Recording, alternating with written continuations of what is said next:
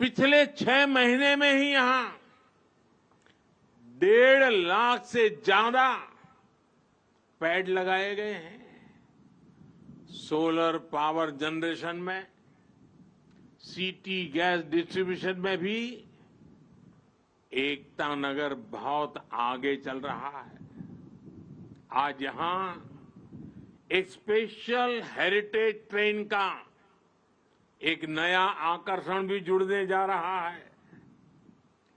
Ekta Nagar station और अहमदाबाद के बीच चलने वाली इस ट्रेन में हमारी विरासत की झलक भी है और आधुनिक सुविधाएं भी है। इसके इंजन को स्टीम इंजन का लुक दिया गया है, लेकिन ये चलेगी बिजली से। एकता नगर में इको फ्रेंडली ट्रांसपोर्ट की व्यवस्था भी की गई है।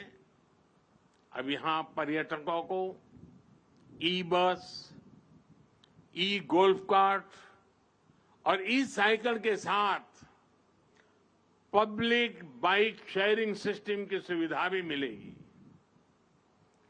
पिछले 5 वर्षों में 1.5 करोड़ से ज्यादा पर्यटक यहां आ चुके हैं और ये संख्या निरंतर बढ़ती जा रही है।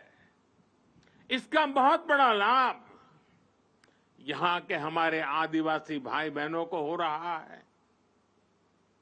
उन्हें रोजगार के नए साधन मिल रहे हैं। साथियों, आज पूरा विश्व भारत के संकल्प की दृढ़ता को,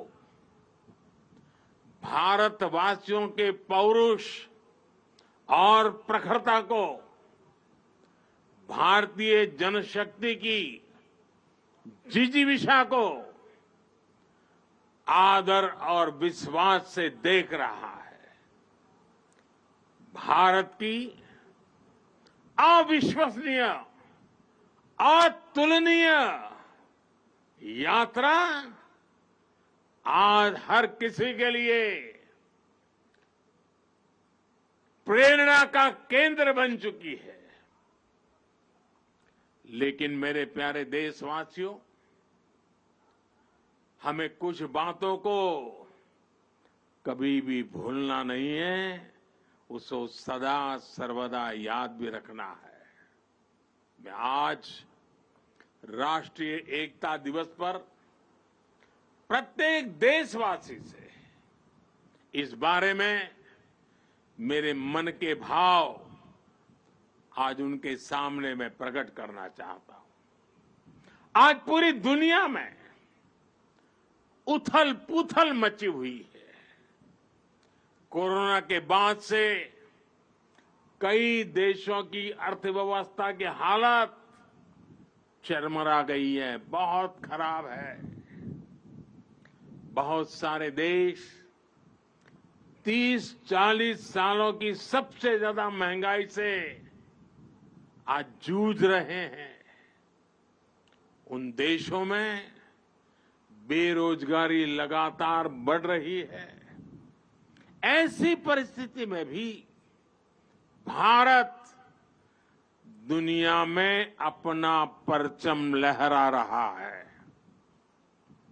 हम एक के बाद एक चुनौतियों को पार करते हुए लगातार आगे बढ़ रहे हैं।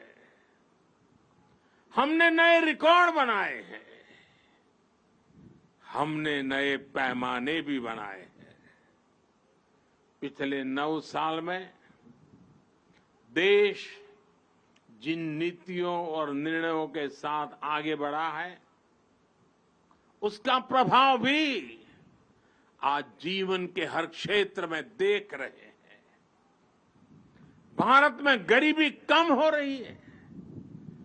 5 वर्ष में 13.5 करोड़ से ज्यादा लोग गरीबी से बाहर आए हैं।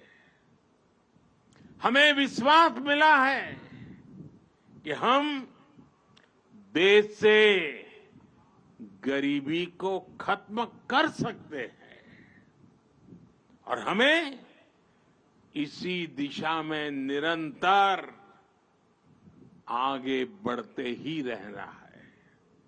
और इसलिए प्रत्येक भारतवासी के लिए ये समय बहुत महत्वपूर्ण है। किसी को भी ऐसा कोई काम नहीं करना है जिससे देश की स्थिरता पर आंच आए। हमारे कदम भटकने से हम लक्ष्य से भी भटक जाएंगे। जिस परिश्रम से 140 करोड़ भारतीय देश को विकास के पथ पर लेकर आए हैं, वो कभी भी व्यर्थ नहीं होना चाहिए। हमें भविष्य को ध्यान में रखना है और अपने संकल्पों पर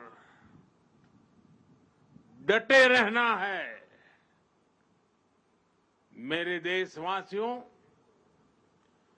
देश के पहले गृह मंत्री होने के नाते सरदार पटेल देश की आंतरिक सुरक्षा को लेकर बहुत सख्त रहते थे। लोह पुरुष थे ना। पिछले 9 वर्षों से देश की आंतरिक सुरक्षा को कई मोर्चों से चुनौती मिलती रही है, लेकिन हमारे सुरक्षा बलों की दिन रात की मेहनत भी और उसकी वजह से देश के दुश्मन अपने मंसूबों में पहले की तरह कामयाब नहीं हो पा रहे हैं। लोग अब भी उस दौर को नहीं भूले हैं जब भीड़ भरी जगहों पर जाने से पहले मन शंका से भर जाता था। त्योहारों की भीड़, बाजार, पब्लिक प्लेस और जो भी आर्थिक गतिविधियों के केंद्र होते थे, उन्हें निशाना बनाकर देश के विकास को रोकने की साजिश होती थी। लोगों ने ब्लास्ट के बाद की तबाही देखी है, बम के धमाकों से हुई बर्बादी देखी है। उसके बाद जांच के नाम पर उस समय की सरकारों की सुस्ती भी देखी है। आपको, देश को उस दौर में वापस लौटने नहीं देना है। हमारे सामर्थ्य से उसे रोकते ही रहना है।